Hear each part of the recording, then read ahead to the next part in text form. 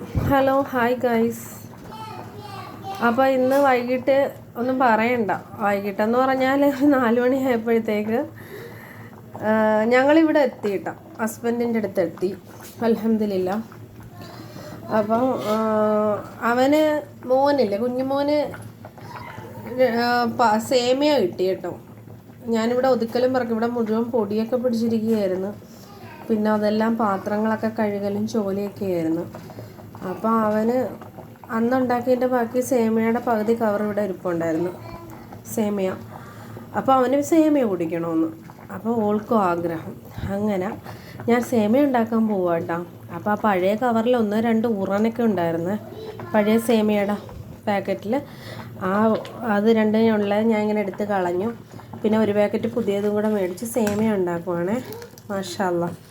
അപ്പം ഞാൻ നാച്ചുറലായിട്ട് ഇങ്ങനെയാണ് സേമിയ ഉണ്ടാക്കുന്നത്. ഇതെൻ്റെ ഉമ്മ പഠിപ്പിച്ചതാണ് കേട്ടോ. എൻ്റെ ഉമ്മ ഇങ്ങനെയാണ്, ഇങ്ങനെ പച്ചവെള്ളം കുറച്ചെടുത്തിട്ട് നല്ല സേമിയ നല്ല നെയ്ക്കകത്ത് വേറൊരു പാൻ വെച്ച് ഞാൻ വറുത്തതാണ് കേട്ടോ.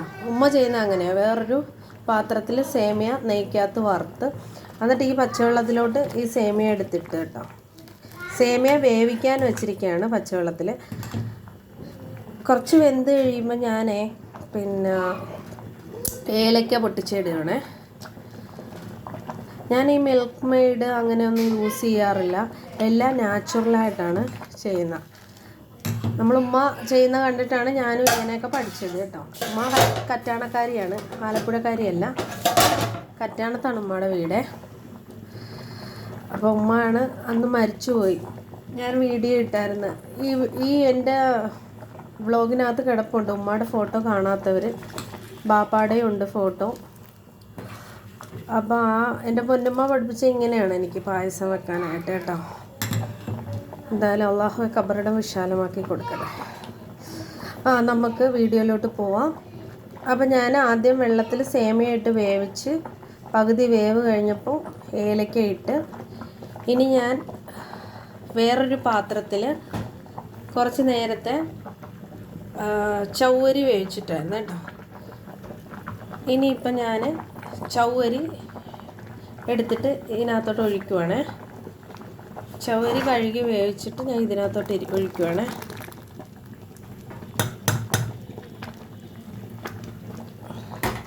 അപ്പോൾ സേമിയ ഉണ്ടാക്കുമ്പോഴത്തേക്ക് നമ്മൾ വറുക്കുമ്പോഴത്തേക്ക് നമ്മൾ ചെറുതിലേക്ക് വറുക്കുമ്പോൾ അതിൻ്റെ മൊരിഞ്ഞ കഷ്ണം എടുത്ത് തിന്നും. ഞാനും തിന്നാറുണ്ട് ചെറിയ കഷ്ണം. അപ്പോൾ ഇപ്പോൾ വറുത്തോണ്ടിരുന്നപ്പോൾ പിള്ളേർ വന്നിട്ട് തിന്നിട്ട് പോയി. എൻ്റെ ചെറുതിലെ ഞാനും ഇങ്ങനെയായിരുന്നു, നിങ്ങളും ഇങ്ങനെയായിരുന്നോ? അപ്പോൾ സേമിയ വറുത്ത പാത്രമായിരുന്നു. അപ്പോൾ ഇതിനകത്ത് അണ്ടിപ്പരിപ്പും വറുത്ത് വെച്ചിട്ടുണ്ട്. അത് ഏറ്റവും ലാസ്റ്റ് വെന്തിറങ്ങിയതിന് ശേഷമാണ് ഈ അണ്ടിപ്പരിപ്പ് ഞാൻ ഇതിനകത്ത് ഇടുന്നത്. അപ്പോൾ ഇതിൽ നിന്ന് അണ്ടിപ്പരിപ്പ് വന്ന് താന്ന് പറഞ്ഞ് ചോദിച്ചുകൊണ്ടിരിക്കുകയാണ്. അപ്പോൾ ഇതിനകത്ത് അണ്ടിപ്പരിപ്പ് ഇല്ലെങ്കിലും 2 കഷ്ണം കൊടുത്ത്. അത് ഐശ്വര്യക്കേടല്ലേ? അങ്ങനെ നമ്മൾ ഉണ്ടാക്കുമ്പോഴത്തേക്ക് ഇങ്ങനെ പിറക്കി തിന്നുന്ന ശീലം എനിക്കിഷ്ടമല്ല. നിങ്ങൾക്ക് ഇഷ്ടമാണ്? പിള്ളേരല്ലേ, അപ്പോൾ ഞാൻ വഴക്ക് പറഞ്ഞ് എന്നാലും 2 കഷ്ണം കൊടുത്ത് അവർക്ക്.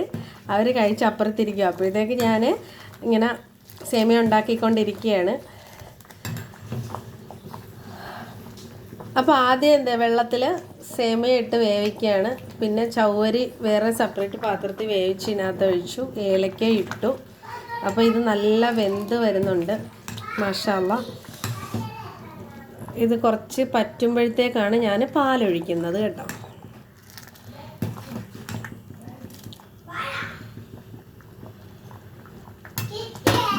നിങ്ങളിങ്ങനെയാണോ പായസം വെക്കുന്നത്? ഈ മിൽക്ക് മെയ്ഡ് ഞാൻ അങ്ങനെ യൂസ് ചെയ്യാറില്ല. പിന്നെ എന്താ പറയുക, ഈ പാക്കറ്റ് കിട്ടുമല്ലോ, പക്ഷെ സത്യത്തിൽ അത് സേമിയ വെക്കാൻ അറിയാത്തവർക്ക് വേണ്ടിയിട്ടാണ് അത് യൂസ് ചെയ്യുന്നത്. ഞാൻ ഒരു പ്രാവശ്യം ഒരു പാക്കറ്റ് അറിയാൻ വേണ്ടി ടെസ്റ്റ് ചെയ്യാൻ വേണ്ടി മേടിച്ചത്. ഒരു കളിപ്പീരായിരുന്നു. അതിനകത്ത് എന്തോ 2-3 വരണ്ടുണങ്ങിയ സേമിയയും 2-3 അണ്ടിപ്പരിപ്പും 2-3 ഇതുണ്ട്, എന്താണ് എൻ്റെ പേരെന്താണ്, ചൗവരി വരണ്ട് കിടക്കുന്നു. പക്ഷെ അത് നമ്മളെ പറ്റിക്കുകയാണ്. സത്യം പറഞ്ഞാൽ നമ്മൾ നെയ്ക്കകത്ത് വറുത്തെടുക്കുന്നത് തന്നെയാണ് നല്ലത്. അപ്പം അണ്ടിപ്പരിപ്പ് ഏറ്റവും ലാസ്റ്റ് വെന്തിറങ്ങിയതിന് ശേഷമാണ് ഞാൻ ഇടുന്നത്. മുന്തിരിങ്ങ ഇടുന്നില്ല, പിള്ളേർ പിറക്കി കളയും, വെറുതെ വേസ്റ്റ് ആക്കുന്ന എന്തിനാ മുന്തിരിങ്ങ. അപ്പോൾ അണ്ടിപ്പരിപ്പ് മാത്രമേ ഇടുന്നുള്ളൂ. മുന്തിരിങ്ങ നമുക്ക് അല്ലാതെ കുതിർത്തിയിട്ട് രാവിലെ വെള്ളത്തിൽ ഇട്ടിട്ട് കുടിക്കാം. അപ്പം നമുക്ക് ബ്ലഡ് കൂടാനൊക്കെ നല്ലതാണ്, സൗന്ദര്യം വെക്കാനൊക്കെ നല്ലതാണ്. ഹസ്നൈൻ മിണ്ടരുത് കേട്ടല്ലോ.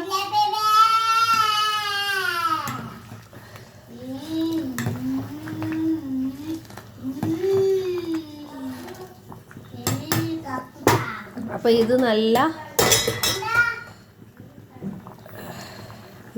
അടിപൊളിയായിട്ടുണ്ട് കേട്ടോ, മാഷാ അല്ലാഹ്. ഞാനല്ല പറയണ്ട, നിങ്ങളല്ലേ.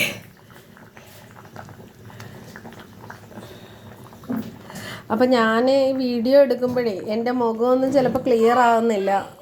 ചിലർ പറയാറുണ്ട്. പിന്നെ എൻ്റെ ഫോണിൻ്റെ കംപ്ലൈൻ്റ് ആയിരിക്കും കേട്ടോ, ക്ഷമിക്കണം.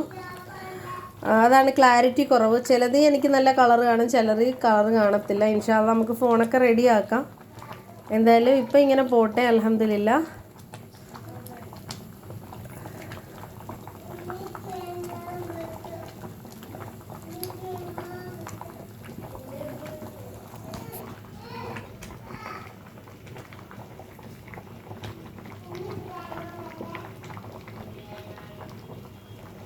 എനിക്ക് സത്യം പറഞ്ഞാൽ ക്യാമറ പിടിക്കാൻ അറിയത്തില്ല, അതാണ് ഒന്നാമത്തെ പ്രശ്നം.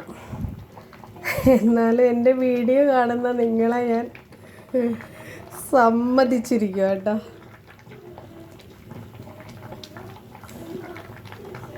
എന്തായാലും ഇതുവരെ സപ്പോർട്ട് ചെയ്ത എല്ലാവർക്കും താങ്ക് യു. ഇനിയും സപ്പോർട്ട് ചെയ്യുക, സ്നേഹം വാരി വിതറുക. ഓക്കെ, അപ്പോൾ നമ്മൾ സേമിയ നല്ല വെന്ത് ഇതായിട്ട് വന്നിട്ടുണ്ട്. നമുക്കിനി എന്തൊഴിക്കാം, പാലൊഴിച്ച് കൊടുക്കാം കേട്ടോ. ഓക്കെ,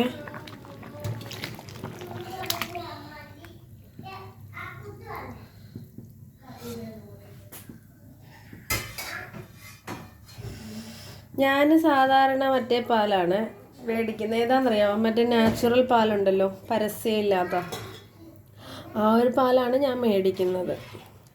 അപ്പോൾ പായസത്തിന് മറ്റേ കൊഴുപ്പുള്ള മിൽമയുടെ പാലാണ് മേടിച്ചത്. പായസത്തിന് അതാണ് നല്ലത്. അല്ലാതെ നമ്മൾ മറ്റേ പരസ്യമില്ലാത്ത പാലുണ്ടല്ലോ, നാച്ചുറൽ പാല്, അതാണ് മേടിക്കുന്നത്. ഇന്ന് ഞാൻ മറ്റേ കവറ് പാലാണ് മേടിച്ച പായസത്തിനെ. അത് നല്ല പായസത്തിന് കൊഴുപ്പ് കാണത്തുള്ളൂ, മിൽമയുടെ മറ്റേ വയലറ്റ് കളറേ.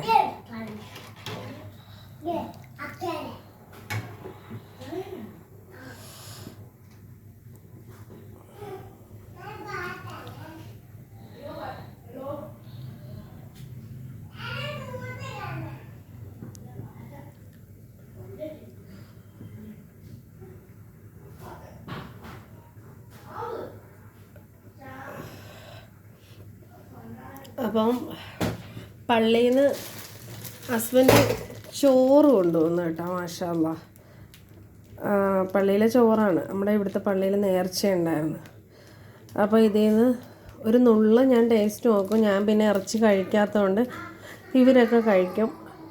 അൽഹംദുലില്ലാഹ്, അൽഹംദുലില്ലാഹ്. നമ്മുടെ പള്ളിയിൽ നിന്ന് കിട്ടിയതാണ്.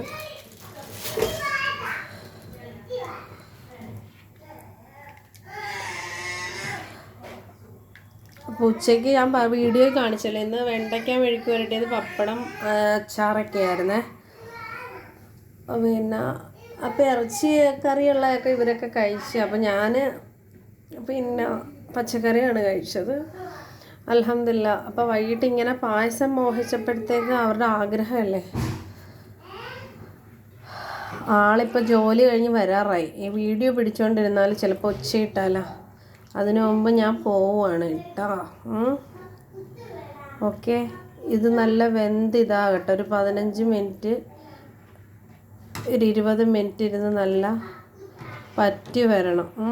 പിന്നെ എഡിറ്റിങ് എനിക്ക് നല്ല വശമില്ലാത്തതുകൊണ്ട് ഞാൻ ഇവിടം വെച്ച് വൈൻഡപ്പ് ചെയ്ത് പോവുകയാണ് കേട്ടോ. നല്ല കുറച്ച് നേരം ഒരു 20 മിനിറ്റ് വറ്റി കഴിഞ്ഞിട്ട് പറ്റിയതിന് ശേഷം മാത്രം നമ്മൾ ലാസ്റ്റ് വേണം ഈ അണ്ടിപ്പരിപ്പ് ഇടാൻ കേട്ടോ. എനിക്കിങ്ങനെ വെളുത്ത അണ്ടിപ്പരിപ്പ് ഒരു ടേസ്റ്റ് കാണത്തില്ല. ഇത് നല്ല ചെറിയ മൊരിച്ചിന് ഒരു പ്രത്യേക ടേസ്റ്റാണ്. മൊരിച്ച് തിന്നുന്നതിന്. ഇത് നമ്മൾ ഗ്യാസ് എല്ലാം നമ്മൾ ഇത് ഓഫാക്കി കഴിഞ്ഞിട്ട് ഇറക്കി വെച്ച് എല്ലാവർക്കും കൊടുക്കാറാകുമ്പോൾ മാത്രം അണ്ടിപ്പരിപ്പ് ഇട്ട് കൊടുത്താൽ മതി, അല്ലാതെ ഇടണ്ട കേട്ടോ. അല്ലാതെ ഇടുമ്പോഴത്തേക്ക് ഇതിനകത്ത് ഇതാവും. അതിനെക്കാട്ടി നല്ലത് ഇത് നമുക്ക് കടിച്ച് തിന്നുന്ന പരുവത്തിലും കിട്ടും. അണ്ടിപ്പരിപ്പ് മാത്രമല്ല, നമുക്ക് പിസ്ത, ബദാം ഒക്കെ ഇങ്ങനെ ഒലിച്ച് വറുത്ത് ഇതിനകത്ത് ഇട്ടാൽ ഭയങ്കര ടേസ്റ്റാണ്. ഇപ്പം എൻ്റെ കയ്യിൽ അതൊന്നും ഇല്ല, അപ്പോൾ അതുകൊണ്ടാണ് ഞാനത് കാണിക്കാഞ്ഞത്. എങ്കിലും അൽഹംദുലില്ലാ, സുമ്മ അൽഹംദുലില്ലാ. അപ്പോൾ പടച്ചോനെ സ്തുതിക്കുകയാണ്. കിട്ടുന്നത് കഴിക്കുക, അത്രയേ ഉള്ളൂ.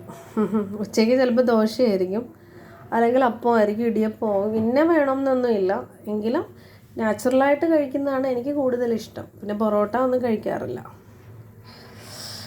അപ്പോൾ ഇവിടെ വരുന്നതിന് മുമ്പ് ഞാനിത് ഓഫാക്കട്ടെ. വീഡിയോ പിടിച്ചുകൊണ്ട് വന്ന് എന്തെങ്കിലും പറഞ്ഞു പോയാൽ നിങ്ങൾ കേട്ടാൽ നാണക്കേടല്ലേ എനിക്ക്. ഞാൻ പോട്ടെ എന്നാ. അപ്പം എൻ്റെ വീഡിയോ ഒന്ന് വാച്ച് ചെയ്യണം കേട്ടോ. മറക്കല്ലേ. Subscribe my channel Shibinu blog. അപ്പോൾ എല്ലാവർക്കും അസ്സലാമു അലൈക്കും. God bless you. Thank you. Okay, bye. നല്ല തിളക്കണം കേട്ടോ. നല്ല തിളച്ച് കുറച്ച് നേരം വേവണം. നല്ല സൂപ്പർ പായസമായിരിക്കും. മിൽക്ക് മെയ്ഡ് ഇതൊന്നും ഇടാത്തതുകൊണ്ട് തന്നെ നല്ല നാച്ചുറൽ പായസം നിങ്ങൾക്ക് കുടിക്കാം.